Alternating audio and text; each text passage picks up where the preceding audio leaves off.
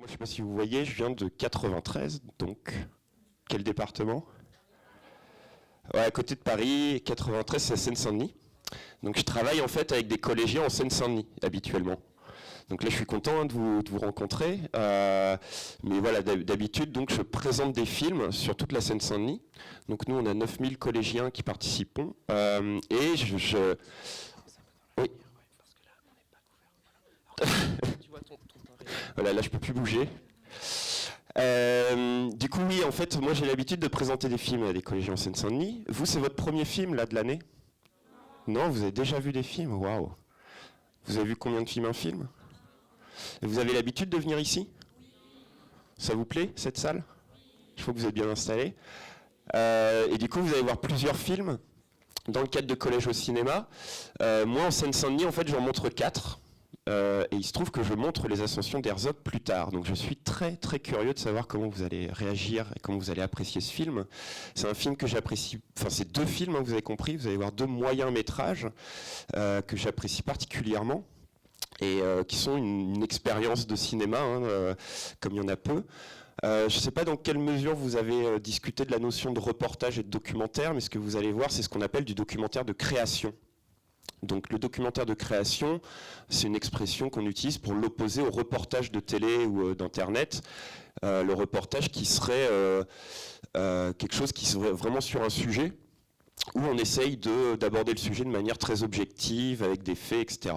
Sachant que l'objectivité, je ne sais pas si vous en avez parlé, on en parlera peut-être après la séance, mais c'est quelque chose de complexe, parce qu'on n'est jamais tout à fait objectif, on est toujours un filtre. Mais dans le reportage, en général, le journaliste essaye de creuser un sujet de manière la plus objective possible. Ici, en fait, ce que vous avez, c'est que vous allez avoir quelqu'un qui tourne autour du pot, en quelque sorte. Je pense que vous allez avoir du mal à saisir tout de suite le sujet exact de ces films, même si vous avez compris qu'on parle d'ascension. Donc, du coup, à votre avis, qu'est-ce qu'on va faire pendant 1h15 ? Vous pouvez me faire le geste, hein, parce que je ne sais pas si on peut faire passer un micro déjà là. Ouais, si, super, merci. Donc, je ne sais pas si quelqu'un a envie de dire, on va voir quoi si ça s'appelle les ascensions. On va faire quoi comme mouvement? Monter, merci. C'est un début. Voilà, on va monter. Vous allez marcher, mais évidemment vous allez marcher en étant assis, ne vous inquiétez pas. Mais en effet, ce sont 2 films qui parlent de la randonnée, en quelque sorte. Et ce sont 2 films d'aventure où on marche, on marche, on marche. Alors ce qui est rigolo, et c'est l'intérêt aussi de ces 2 moyens métrages, c'est que vous allez aussi passer du chaud au froid. Vous avez compris qu'il y a un des 2 films, le premier, où vous allez vous approcher d'un volcan, le plus possible qu'on pouvait à l'époque. Je pense que vous avez compris aussi que ce ne sont pas des films récents, ce sont des films qu'on dit de patrimoine. L'un est de 1976, l'autre de 1981, il me semble. Et du coup, on va s'approcher le plus près d'un volcan qu'on pouvait en 1976. Aujourd'hui, avec les drones, etc., on aura peut-être l'occasion d'en parler après, on peut s'approcher encore plus près des volcans. Et d'ailleurs, Werner Herzog, le réalisateur des 2 films que vous allez voir, est un obsédé, vraiment je crois que c'est le terme, obsédé des volcans. Et il y retournait avec des moyens modernes, et il y retournait récemment, parce qu'il a refait un film sur les volcans en 2016, donc avec des moyens nouveaux, et avec des images assez étonnantes. Là, en effet, ce qui va compter, ça va être des images étonnantes, mais ce qui va être important pour vous, sur les 2 moyens métrages, c'est pas forcément d'être surpris par des images qui seraient technologiquement incroyables, c'est surtout la dimension humaine. Quand je dis humaine, ça veut dire du coup la marche, d'aller humainement près d'un volcan. Qu'est-ce que ça veut dire? Risquer sa vie, de vivre une expérience ultime, unique. Est-ce qu'il y en a parmi vous qui sont déjà allés voir des volcans? Est-ce qu'il y en a parmi vous qui ont déjà... Oui, tu as déjà été voir des volcans? Éteints? Non, du coup en activité, ok.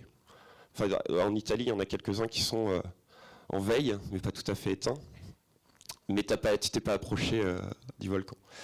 Donc là, vous allez avoir l'occasion de vous approcher au plus près d'un volcan. Donc le premier film se passe en Guadeloupe et vous raconte une catastrophe imminente, puisque un volcan entre en éruption.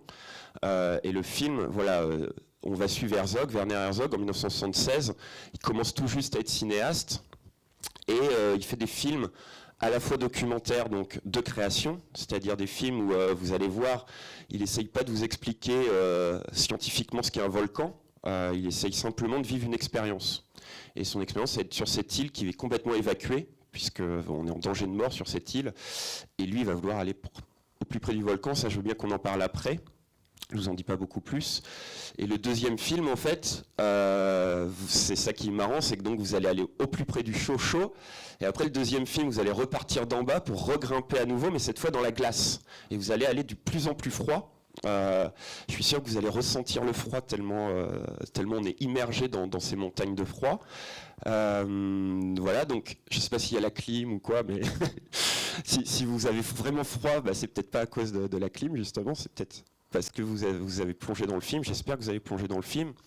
Ce sont deux films un peu bavards, comme moi, là, ce matin, puisque ce sont des films où Werner Herzog, le réalisateur, profite de la marche, profite de la randonnée, pour, dans le premier, s'exprimer lui-même et rencontrer des gens avec qui il va discuter.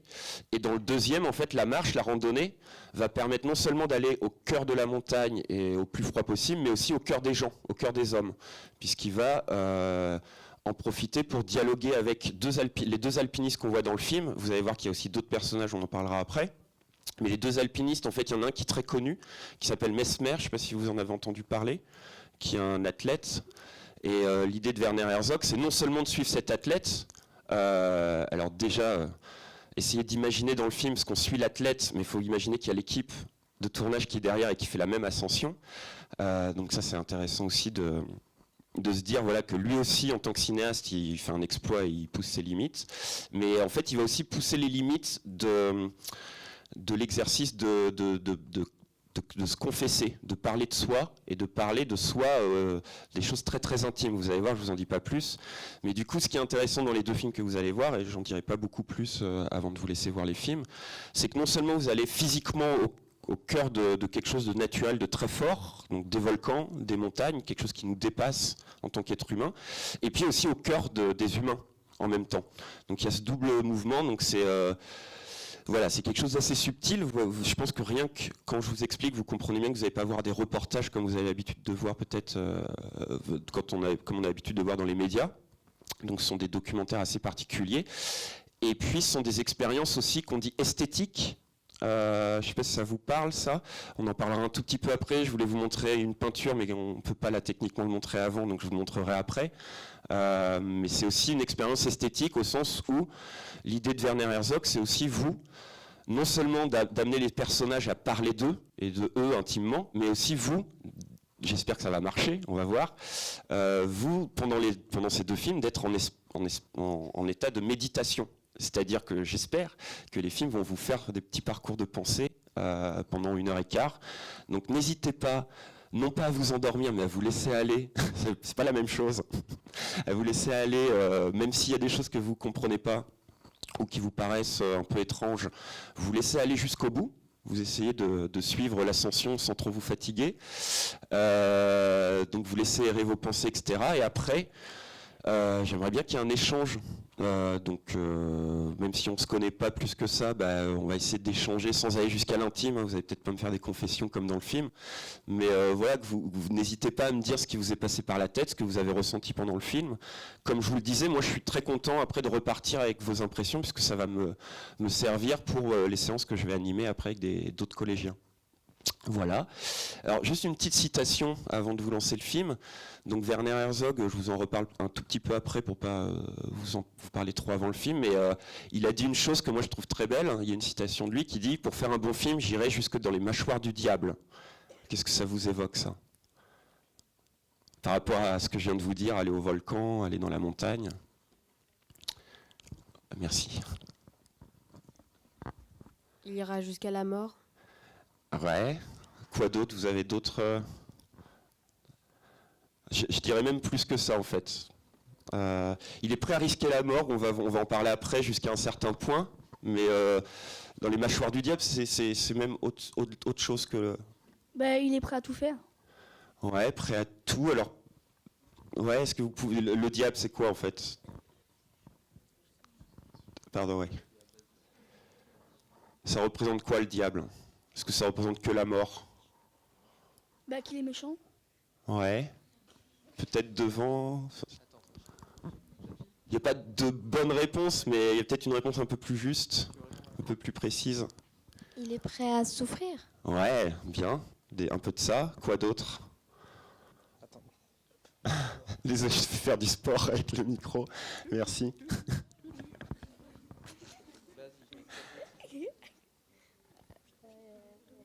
Vas-y, ouais, vas-y.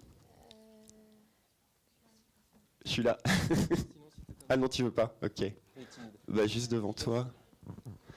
Bah, même après l'enfer, il serait prêt à en payer le prix. Ouais, en fait, c'est la notion d'enfer, alors de souffrance, mais aussi de danger et de quelque chose qui est en effet pas très agréable. Et en effet, alors il y a l'idée, peut-être quand tu dis payer le prix, je ne sais pas si vous connaissez cette histoire de vendre son âme au diable, etc. Peut-être ça que tu sous-entends. Il est prêt à faire un pacte en effet avec le diable pour faire un bon film. Donc il est prêt à aller très loin, peut-être pas prêt à tout, ou peut-être pas prêt à mourir, mais il est prêt à aller très loin et à subir quelque chose à aller en enfer. Et là vous allez un peu aller en enfer, d'abord un enfer rouge, le volcan, et ensuite un enfer blanc, la montagne. Donc bonne traversée des enfers, et on remonte après des enfers pour en discuter. Je vous remercie, bon film.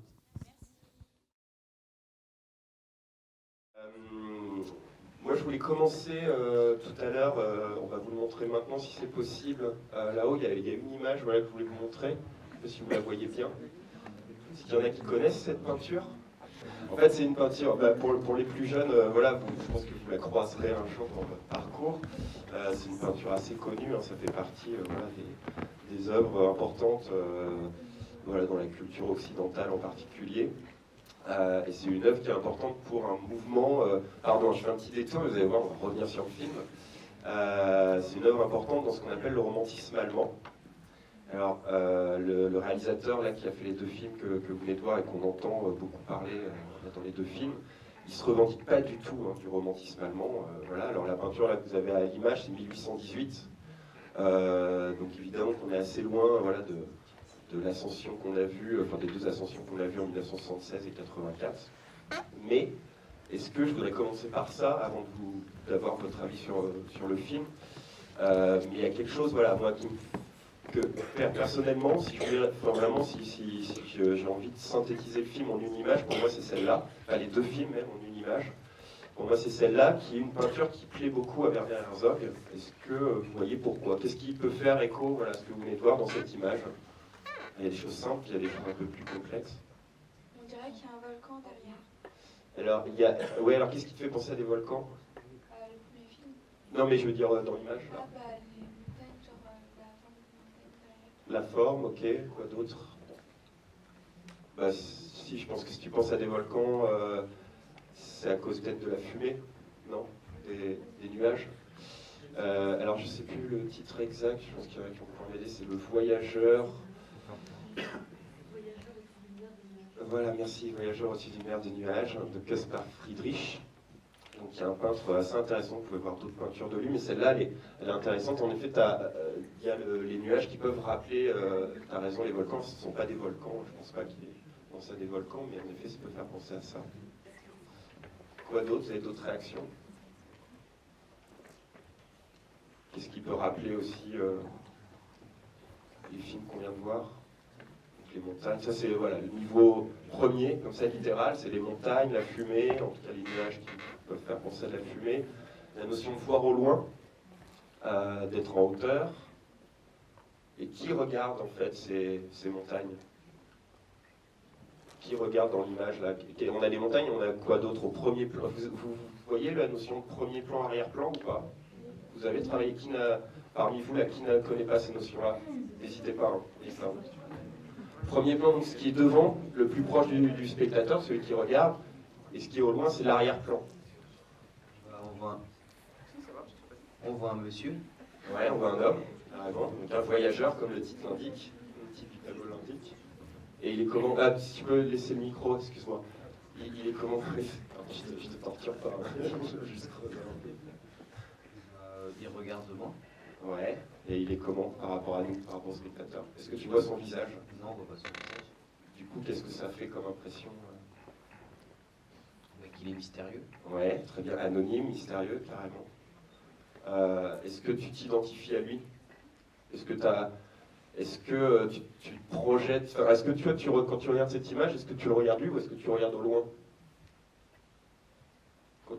La première fois que l'image est apparue, comme ça, est-ce que tu as eu un réflexe de regarder plutôt les montagnes au loin ou lui?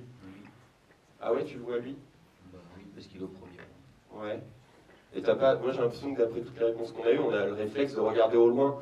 En fait, l'idée d'avoir ce personnage comme ça au premier plan et qui regarde au loin, c'est notre position de spectateur qui regarde en fait. Et du coup, il a un peu un relais de nous dans l'image. Parce que vous avez beaucoup en publicité, vous regarderez un peu en publicité, si vous voyez des affiches, etc. Quelque chose qui fonctionne beaucoup, on appelle ça l'identification. C'est avoir un personnage dans l'image auquel le spectateur, quand on est au cinéma, et le consommateur, quand c'est la publicité, s'identifie. Du coup, ça te donne pas l'impression d'être immergé, enfin de te projeter dans l'image? Quand tu dis je vois l'homme. Non, pas trop. Ok. Il y a d'autres réactions, je crois. Ouais. Mais en gros, il est habillé comme les gens tous les jours, donc il fait peut-être partie il représenterait peut-être un public qui regarde la nature. Ouais, un promeneur habituel, il n'est pas équipé comme Messner avec les piolets, etc. Ouais. Moi, je dirais qu'il ne représente pas du tout le réalisateur, parce que le réalisateur, il n'est pas du tout habillé pareil. C'est un peu spécial parce que on pourrait croire que normalement, il devrait être habillé comme un voyageur, alors que là, c'est juste un spectateur. Enfin, il est banal, il n'y a rien de spécial. Ouais, je crois vraiment que c'est un peu ce qu'on dit, ce que je vous disais, c'est la notion d'anonyme, c'est quelqu'un d'anonyme, un promeneur, on peut dire. Quelqu'un qui voyage et qui en effet est habillé, bon il a quand même une canne pour s'aider à grimper, mais ouais, on l'imagine mal aller faire de l'escalade et aller au loin. Donc en fait il se sent, je sais pas, c'est ça que j'essaie de vous faire dire un peu, peut-être qu'il y a encore une réaction qui ira dans ce sens, mais ce que j'essaie de vous faire dire par rapport à la position du voyageur qu'on a dans l'image, c'est qu'il regarde au loin, mais vas-y, oui, réagis peut-être. On dirait qu'il y a comme de la pluie parce que quand on voit son manteau et sur les pieds. Ah oui, alors, l'image est abîmée. Le tableau est abîmé, c'est la croûte de la peinture qui est craquelée. Donc ça, mais c'est intéressant, on va en parler aussi, c'est la notion de grain d'image, de texture de l'image. Donc tu as raison, elle est vieillie, l'image. Enfin, la peinture est vieillie. Non, ce que j'essaie de vous faire dire ou comprendre, peut-être vous l'avez ressenti, c'est surtout que quand on voit ce voyageur qui regarde au loin, on voit bien que c'est inaccessible pour lui, que ce soit dans la manière dont il est habillé, là où il se tient. Donc il ne peut que regarder, il ne peut pas aller plus loin que ça. Je ne sais pas si ça fait écho à une phrase qu'on entend vers la fin de Gasherbrum, de la montagne lumineuse de l'ascension de Messner. Vous voyez à quoi ça peut faire allusion, ça, dans ce qu'il dit? À un moment, quand je vous dis, voilà, quand on regarde ce tableau, pour moi, il regarde au loin, mais il n'ira jamais au bout, puisque on voit bien qu'au bout, il y a encore d'autres montagnes, et peut-être derrière les nuages, encore d'autres montagnes. Donc est-ce que ça peut faire écho à une phrase de Messner, d'après vous?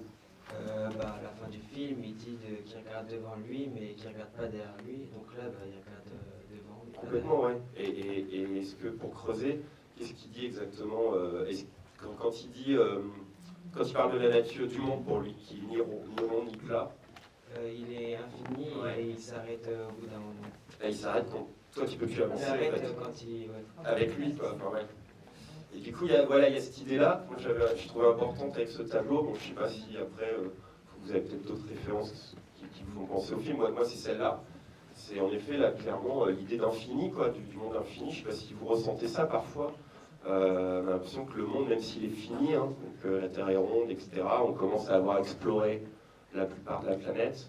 Malgré tout, voilà, d'aller dans l'enfer blanc dans lequel ils sont allés, comme il le dit, il y a quand même peu de monde qui y va, c'est un endroit inatteignable. Et du coup, il y a cette idée, voilà, d'une nature qui est plus haute, plus grande que nous, qui nous dépasse, qui est infinie, dont notre limite, en fait, elle est plus proche que la limite du monde. Alors, juste pour vous faire une petite référence philosophique, c'est pas pour faire mon intello, mais c'est intéressant de le savoir, vous utilisez peut-être une expression, moi quand je vois le film, j'ai envie de dire c'est sublime, c'est peut-être pas le mot que vous utiliseriez, on va voir les mots que vous utilisez pour le film, mais en fait le mot sublime il n'est pas anecdotique, ça a un sens et qui a été beaucoup utilisé pour ce tableau et que moi j'utiliserai aussi pour les films d'Herzog. C'est un philosophe. Là, vous avez vécu une expérience de montagne et physique, mais aussi une expérience philosophique en fait en voyant ces deux films. Puisqu'il y a un philosophe qui parlait de la notion de sublime avant même ce tableau, en XVIIIe siècle. Et il disait que le sublime, voilà, il définissait le sublime comme quelque chose qui nous dépasse et qui nous... C'est intéressant parce que je trouve que c'est ça qu'on ressent dans le film. Vous allez me dire si c'est ce que vous avez ressenti, mais le sublime, c'est un peu difficile de résumer, mais en gros, ils disent quelque chose qui nous effraie, qui nous dépasse. Vous vous rappelez, avant de vous montrer le film, je vous ai dit, Herzog qui disait, voilà, moi je dirais jusqu'en les mâchoires du diable, quand même quelque chose d'assez négatif, d'assez effrayant. Et en même temps, il y a une fascination pour quelque chose qui nous dépasse, qui est plus fort que nous, qui nous fait peur. Voilà, et dans les deux films, je ne sais pas si vous l'avez ressenti, il y a quelque chose de cet ordre-là pour le cinéaste, pour Herzog. C'est-à-dire qu'il est fasciné, mais en même temps, il a peur. Hein. Enfin, clairement, il ne va pas avec Messner non plus. Hein. Vous avez compris qu'il prête une caméra pour que Messner rapporte des images, mais il ne va pas jusqu'en haut, Herzog, lui. Hein. C'est pour ça qu'à un moment, quand vous disiez il va jusqu'à la mort, non, quand même. Il a conscience de ses risques, de ses limites, et il n'est pas allé jusqu'en haut, lui. Est-ce qu'il y en a parmi vous qui ont ressenti ça dans le film, même si le film est ancien, que ce n'est pas des moyens techniques d'aujourd'hui, cette sensation d'avoir peur, en même temps d'être fasciné? Est-ce qu'il y en a parmi vous qui ont une fascination, comme ça, pour les volcans, pour la montagne, qui l'ont retrouvé? Est-ce que vous voulez réagir là-dessus peut-être par un autre bout, est-ce que les deux films que vous venez de voir, vous font penser à des thématiques actuelles, à des choses qui sont dans l'air du temps? Est-ce que ça vous a fait réfléchir à des choses du monde d'aujourd'hui, même si les films ont 30 ans, enfin voire 40 ans? Je pense que on ne plus forcément ça aujourd'hui, puisqu'on trouve ça plutôt naturel. Mais il dit bien là dans le film que même avec des moyens maintenant plus modernes, on ne peut pas arriver à ça facilement. Et que la nature ne va pas être facile à dompter. Tu veux dire aller tout en haut, etc. Oui, en montagne. Donc la nature indomptable, ça c'est un truc universel, ok.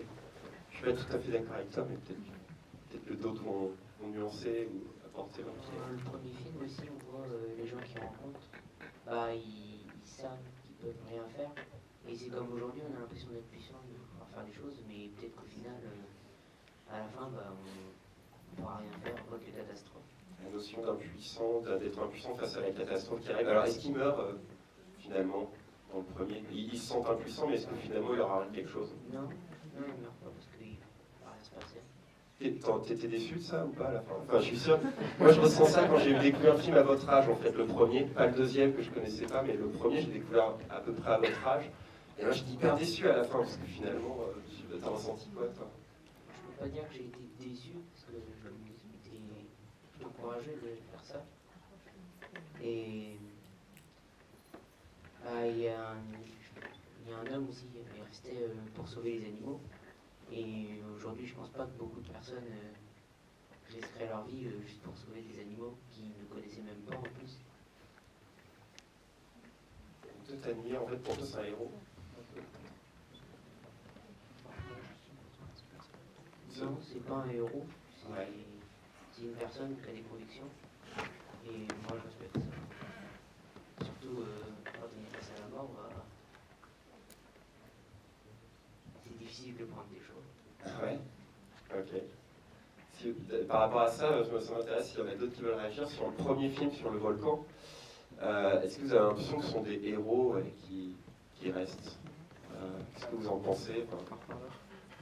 Moi, personnellement, je trouve que c'est hyper intéressant parce que c'est des personnages qui apparaissent comme ça d'un coup, on s'y attend pas un peu par hasard. Moi, je qualifierais pas de ça de héros, mais ils ont plus rien ils ont plus de sens à leur vie. Ils sont pauvres, ils ont plus rien à faire. Certains s'occupent des animaux puisqu'ils s'occupent de leur journée, mais pour eux, c'est plus un sens à leur vie et ils se disent que c'est une chance de mourir dignement dans leur région. Une chance, ouais. Qui quittent pas leur région, ne fassent pas les lâches, et ils sont là pour leur région puisqu'ils sont nés ici. Ouais, alors ils disent, on voit bien qu'ils sont pauvres, ça en parle beaucoup, le film, il en parle beaucoup, en fait ils n'ont rien à perdre. Ah oui, c'est ça.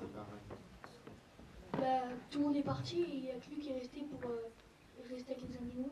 Alors vous avez compris, ils sont 3 à rester, il en interviewe 2, mais il dit qu'il a trouvé un homme allongé, là, et puis il y en a deux autres. Pour moi, c'est des héros parce qu'ils restent pour sauver les animaux. Ok. D'accord. Pourquoi? Attends, alors juste garde le micro, mais est-ce que vous pensez que c'est que pour sauver les animaux? C'est quoi leur raison pour rester? Donc il y a l'idée qu'ils n'ont rien à perdre, d'accord, mais bon, ça les empêche pas. À un moment, il dit je pourrais marcher jusqu'à Pointe-à-Pitre, vous pourriez m'emmener. Ouais, voilà, qu'est-ce qu'il y a d'autre qui motive à rester? C'est pas que sauver les animaux, en fait. Il veut rester pour voir le volcan. Ouais, ok. T'as pas autre chose, une autre idée? Les deux, en fait, les deux qu'on interviewe, ils ont un point commun, ils font appel à... Comment ils justifient le fait qu'ils peuvent rien faire, qu'ils sont impuissants? Ça revient aussi sur la question de Parce qu'ils l'impuissance. sont pauvres. Pauvres, ouais, quoi d'autre? Parce qu'ils pourraient marcher jusqu'à Pointe-à-Pitre, mais ils restent là. Non, mais il s'allonge, il attend. Pourquoi? Il y a aussi tout ce qui est leur croyance. Mais oui. Ils croient en Dieu et ça les motive, ils n'ont pas peur de la mort. Les deux, ils disent c'est la volonté de Dieu, moi je peux rien y faire, je suis rien. Encore une fois, ça revient vraiment encore sur cette notion qu'on est tout petit. Alors là, c'est par rapport à la religion, mais c'est là vraiment le fait qu'on est tout petit face à une volonté, un destin, etc., qui nous dépasse. Ouais. Et il y avait d'autres mains, vous vouliez dire la même chose, c'est ça ou...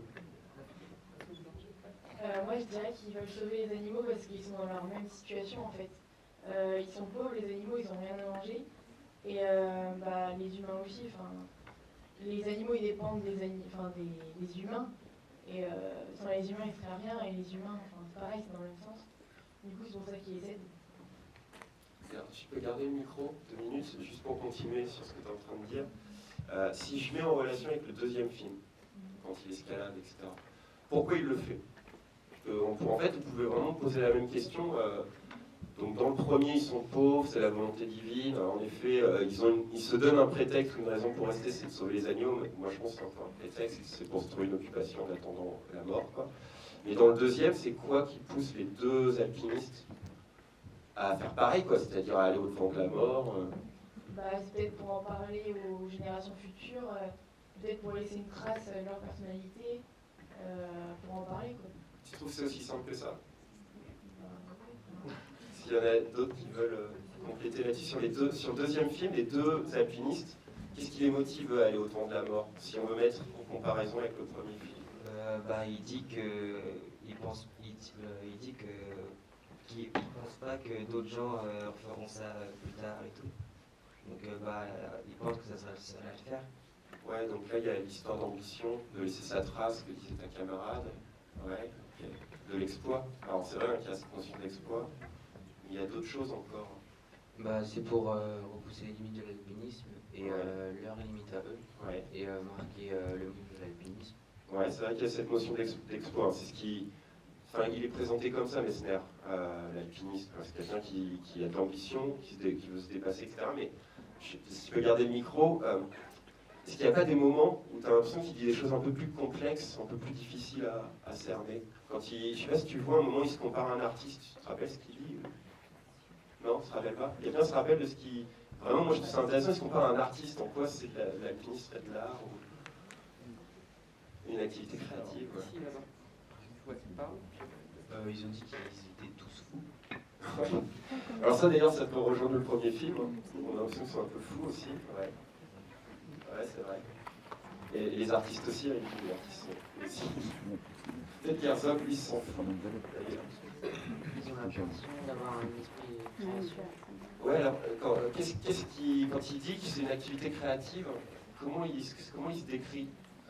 Comment il dit grimper c'est une activité créative ou liée à l'art? Tu te rappelles ou pas? Comment il le décrit? Tu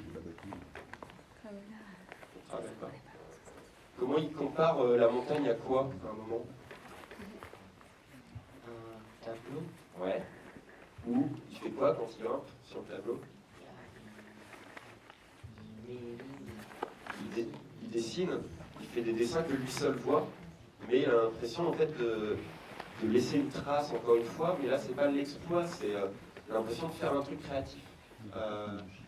Et du coup, on voit bien qu'il y a quelque chose de difficile à cerner. Alors lui il parle pas de Dieu, hein, mais il dit quand même, voilà c'est plus fort que moi, il faut que je le fasse, comme si ça le dépassait aussi. Avant de vous montrer le film, vous avez dit, hein, c'est à la fois ce que vous avez vécu là, je ne sais pas si vous l'avez ressenti, j'espère que oui. C'est pour ça que je vous parlais de sublime, etc. C'est que c'est une aventure physique, voilà, un exploit physique. Les deux, hein, d'aller au volcan, de risquer sa vie dans un volcan. Et le deuxième, c'est aller au bout voilà, de son ambition. Mais c'est aussi une expérience spirituelle et humaine, c'est-à-dire, tu peux garder le micro, ouais. Je vais finir. Après, vous pourrez continuer, mais je ne sais pas si vous commencez à ressentir ça à partir de ce qu'on est en train de dire, mais il y a quelque chose de l'ordre de... Il y en a qui font de la rando parmi vous? La grosse rando, quoi. Vraiment, toi, ok, un seul, toi, ok.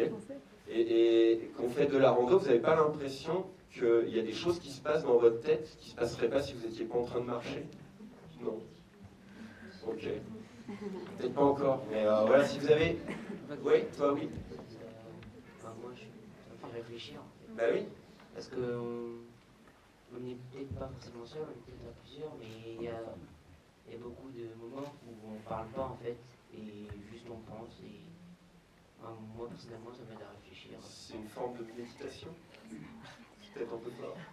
Oui, pas méditation, mais un instant où on est dehors, et il y a moins de pollution sonore, visuelle. Et donc, on a plus de temps pour penser et réfléchir. Ouais, bah du coup, moi c'est comme ça que je le ressens le film, c'est-à-dire que, et j'espère que vous en tant que spectateur, ça vous a fait un peu ça, pour ceux qui n'ont pas dormi. C'est-à-dire que vraiment votre esprit a voyagé, et en fait on se laisse guider, alors c'est un peu bavard, hein, vous avez prévenu, mais en fait l'idée c'est que vous avez vu, plus le film avance, plus il grimpe, et plus on apprend des choses intimes. C'est quoi le moment le plus intime dans les deux films d'après vous? Vous pouvez vraiment prendre un exemple d'un des deux films, et le moment où on apprend des choses vraiment, je pense qu'on ne pourrait pas les avoir si on était dans un studio de télé, sur un plateau de télé avec le mec et la maquilleuse et le journaliste. Dans le deuxième film, dans la tente, quand il se confie et qu'il dit que ça a été difficile de dire à sa mère que son frère il était mort dans une randonnée. Tu t'y attendais à ça? Non. C'est quand même assez surprenant, ça surgit d'un coup comme ça. Et du coup, ça t'a fait quoi? Enfin, est-ce que ça t'a ému? Est-ce que ça t'a choqué? C'est triste pour lui parce que dire des trucs comme ça à ses parents, surtout que lui il était à la rando, il a cherché une journée entière et il l'a pas retrouvé, du coup ils ont même pas le corps en fait. Ouais, du coup, ouais, ça c'est un truc super intime. Il a l'air, en fait, je sais pas si ça vous a fait ça, il a l'air sûr de lui, hyper fort. Donc là, on est sur quelque chose qui est de l'ordre du héros ou du type qui fait l'exploit. Et là, est-ce que ça, alors, ça évoque de la tristesse, mais est-ce que tu l'as pas senti aussi différent? Comment est-ce qu'il t'est apparu différent le personnage d'un seul coup à ce moment-là? Oui, parce qu'il était faible, entre guillemets. Faible, ouais. Moi, je dirais fragile. Mais ouais. C'est là où on voit qu'il est fragile. Mais alors, enfin, je sais pas si toi et puis les autres, si vous comprenez ce que j'essaye de vous faire comprendre, c'est que en fait, c'est non seulement on est fragile et petit face à la nature, on peut essayer de surmonter, etc. Mais en fait, on est aussi fragile à l'intérieur, quoi. Et là, on voit bien que ça c'est, il y a une espèce d'assurance comme ça qui tombe d'un coup derrière. Tu veux lever la main aussi? Je trouve que ça montre aussi que grimper l'alpinisme, ça met les nerfs à rude épreuve. Carrément. Et bah oui, quand même, puisque là, il éclate quand même en sanglots juste en lui disant le nom de sa mère. Donc il se dit qu'il a vu des moments durs à l'alpinisme et il s'en souvient. Ouais, du coup, intime. Enfin, les nerfs, quand tu dis les nerfs, on voit bien que c'est pas juste. On n'est pas des machines, quoi. C'est pas juste mécanique de grimper.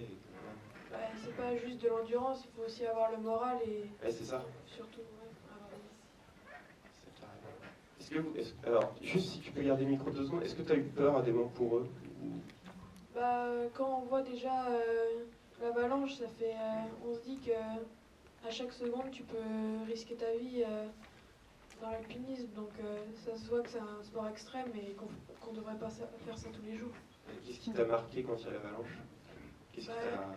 Surtout les épisodes où il raconte ses coéquipiers qui meurent, un qui est dans le froid et l'autre par une avalanche, donc tu te dis que ça peut très bien t'arriver à toi aussi. Et est-ce que il y avait du suspense pour toi? Est-ce que tu étais sûr qu'il arriverait? Est-ce que jusqu'à la fin, tu n'étais pas sûr? Non, jusqu'à la fin, j'étais vraiment pas sûre. Et à la fin, quand tu te dis qu'ils ont réussi, tu te dis ouf. T'es soulagé? Ouais, puisque il y a 50% de chances qu'ils y arrivent et 50% de chances qu'ils n'y arrivent pas et qu'on ne les retrouve pas. Est-ce qu'il y en a parmi vous qui veulent bien témoigner dans les deux films du moment qui est peut-être le plus... On a le plus pas peur, hein, parce qu'on a pas sursauté, etc. Mais où vous êtes le plus senti petit, vous, en tant que spectateur, face à la nature? Parce qu'il y a des moments où vous vous êtes dit ça dans les deux films. Oui, quand ils étaient tous les deux dans la neige complètement. Vers la fin, là, quand ils sont vraiment épuisés sous la neige, on les voit presque plus. Ils étaient seuls.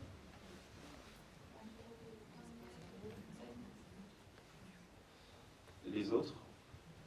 Dans le premier film, Les volcans, ce serait là où il montre les photos de la catastrophe, où il y a eu les 30 000 morts et tout. C'est vrai que ça fait un peu peur de voir ça. Ouais, tu le savais?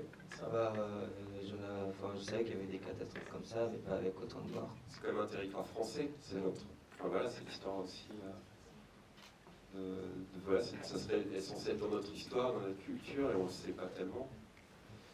Il y a d'autres moments peut-être pour les autres où vraiment vous avez senti que vous étiez très fragile Quand en tant qu'être humain. le premier homme qu'il rencontre, il parle beaucoup de Dieu et il dit qu'en fait c'est son sort et que c'est lui qui en a décidé comme ça. Mais on voit beaucoup maintenant dans les reportages ou même dans les films des gens qui prient pour pas que ça leur arrive. Mais lui on ne voit pas prier pour pas que ça lui arrive. En fait il dit juste que c'est son sort et qu'il peut rien y faire. Est-ce que dans le deuxième film, il y a des moments où on parle de ça, de Dieu? Est-ce que tu te rappelles le moment dans l'ascension de la montagne? Les porteurs ils sont payants. Carrément, les porteurs, ouais.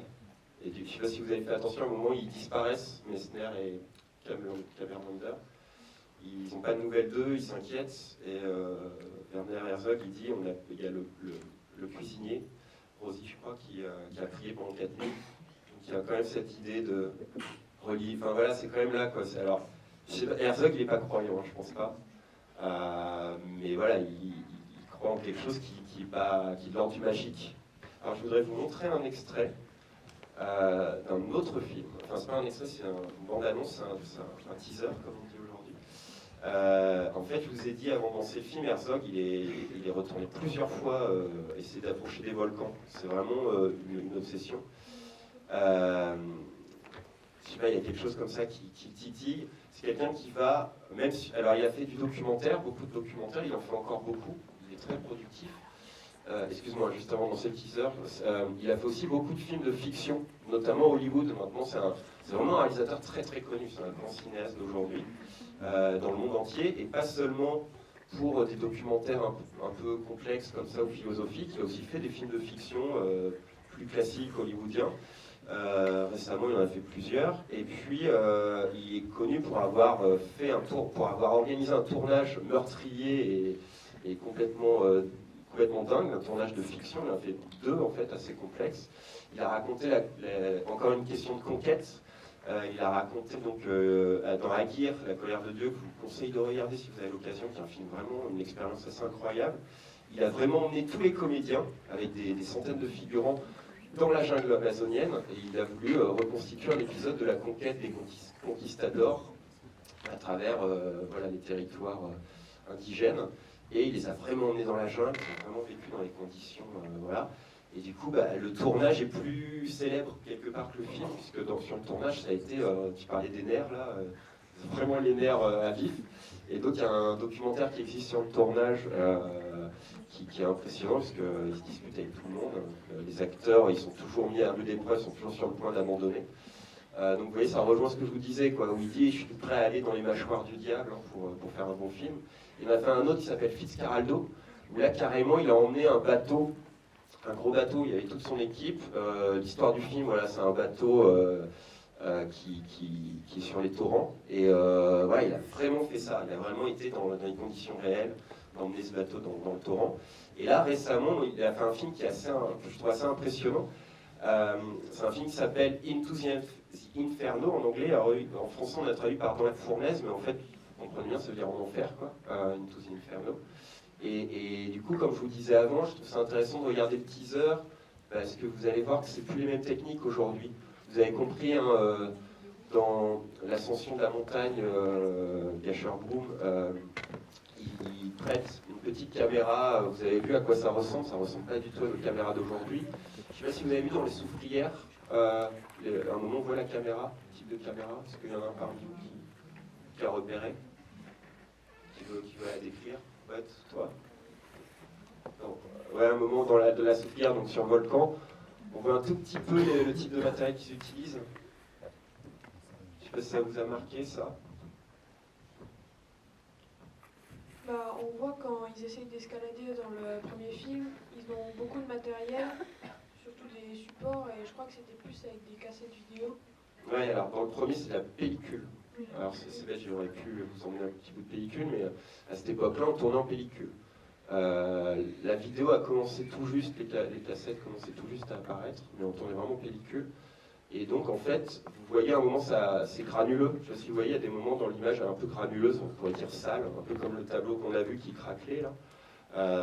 Ouais, bah, aujourd'hui, la pellicule, quand on regarde ça, ça fait bizarre, parce que en effet, quand on n'a pas des conditions avec des gros éclairages, etc., ça peut donner un côté un peu granuleux. Ça le fait un moment où c'est les deux alpinistes, c'est Messner qui filme lui-même, ils sont vraiment très granuleux, l'image est quasi floue. Donc c'était juste pour comparer, parce que là vous allez voir donc, un petit teaser de Into the Inferno, où là il utilise des moyens très très modernes, il y a beaucoup plus de budget, beaucoup plus de moyens, étant connu. Et du coup, voilà, on va voir rapidement, vous allez voir qu'ils sont impressionnants les images.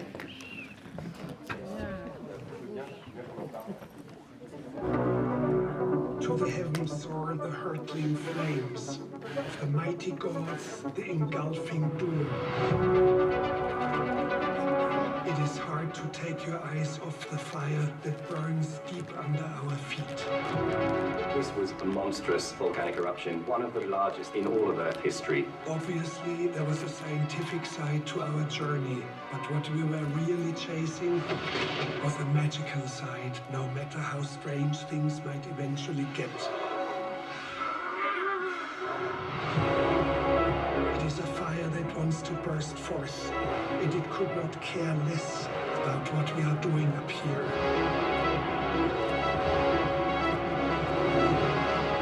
This volcano will destroy this world.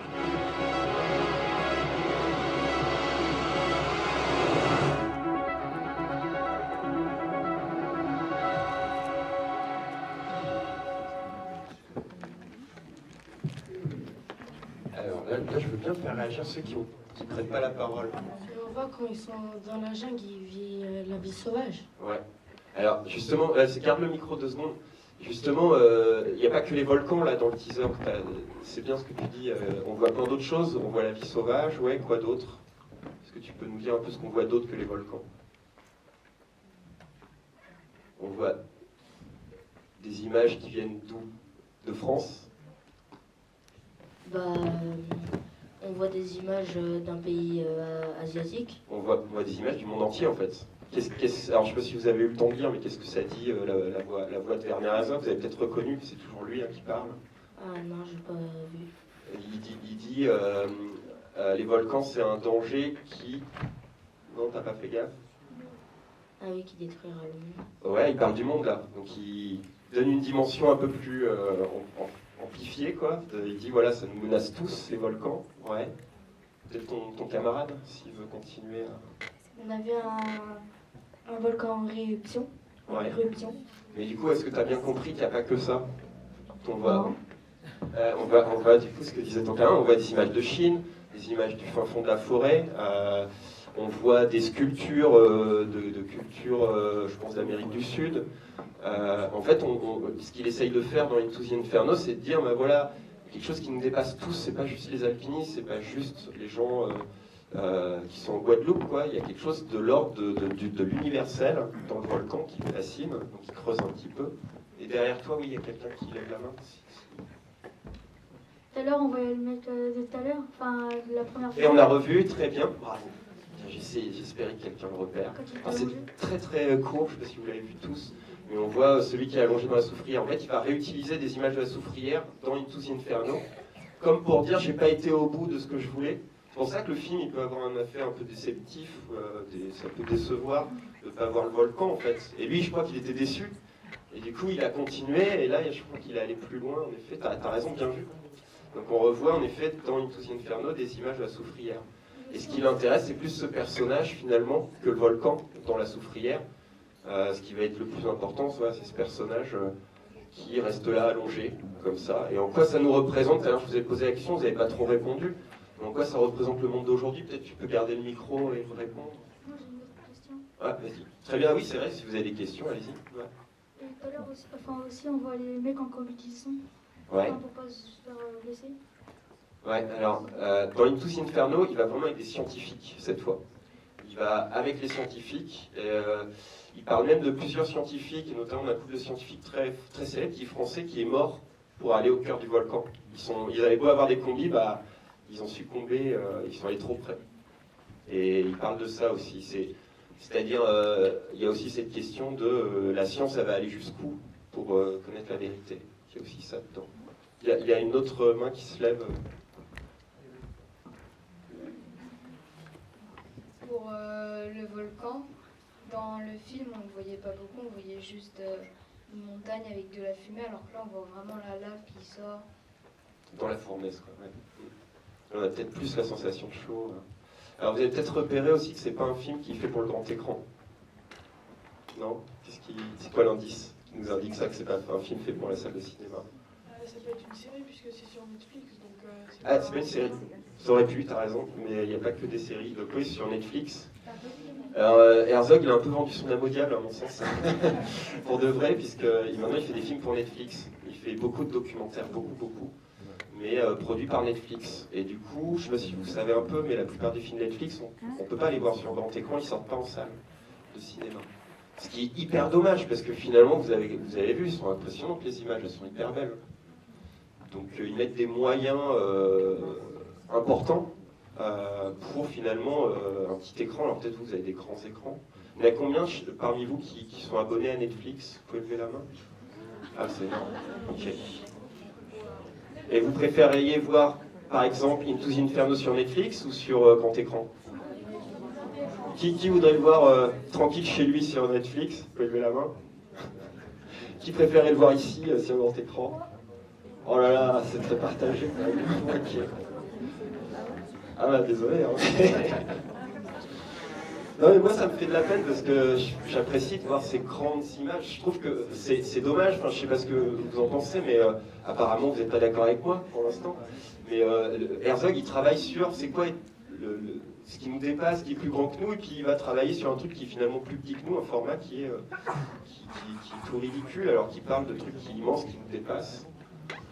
En fait, moi, il y a un passage, je pensais que vous me le diriez, il y a un passage qui m'a impressionné dans les deux films. Moi, ce que je retiens le plus, c'est un moment où on voit, face caméra, comme ça, il y a la montagne et l'avalanche qui nous tombe dessus. Je ne sais pas si vous avez senti le son, ça vibre les basses. Ça vous a pas marqué, ça? Ça, c'est impossible à faire sur...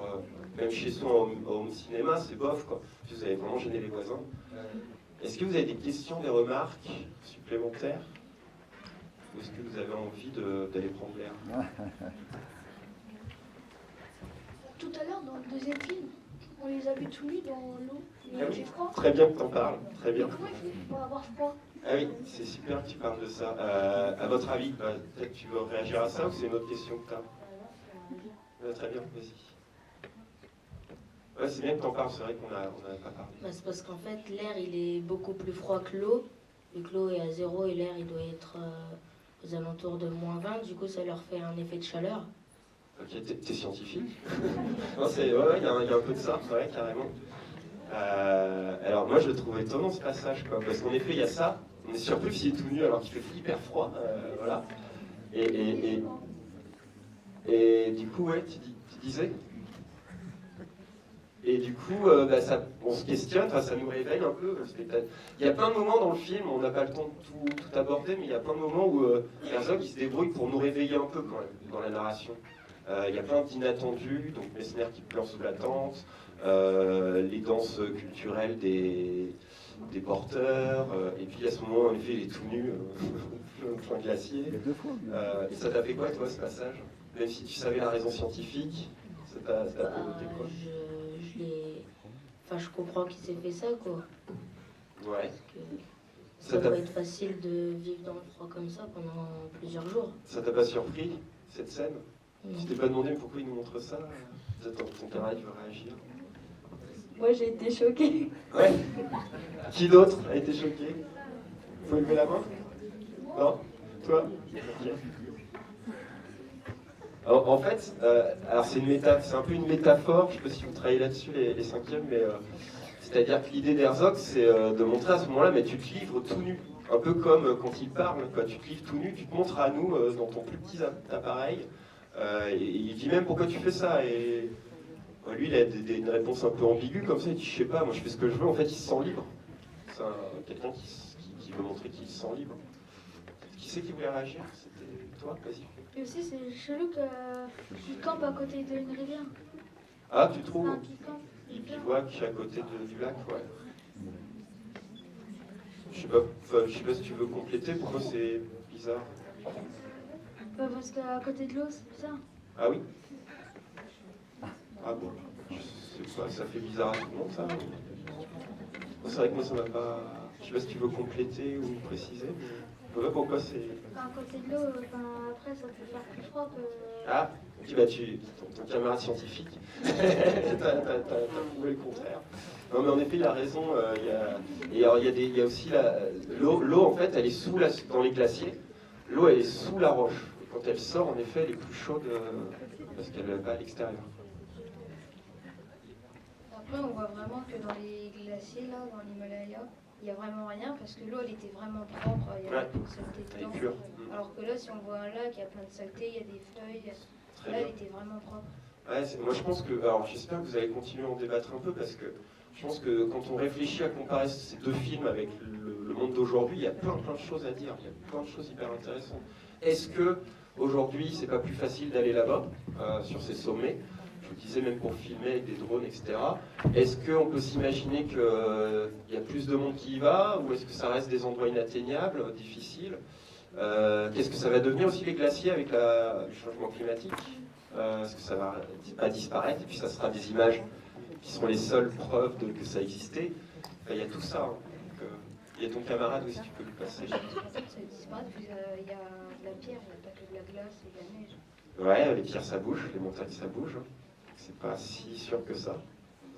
Moi je vais revenir un peu sur le tableau, mais aussi ce qui peut nous faire penser au film, c'est le fait que l'homme sur le tableau soit tout seul et que sur l'Himalaya eux aussi ils étaient tout seuls. Ouais, ça c'est intéressant, on n'a pas le temps d'en parler trop, mais il en parle beaucoup de la solitude. Il dit qu'en fait lui il va aussi là parce qu'il se sent plus seul que chez lui ou en ville, quoi.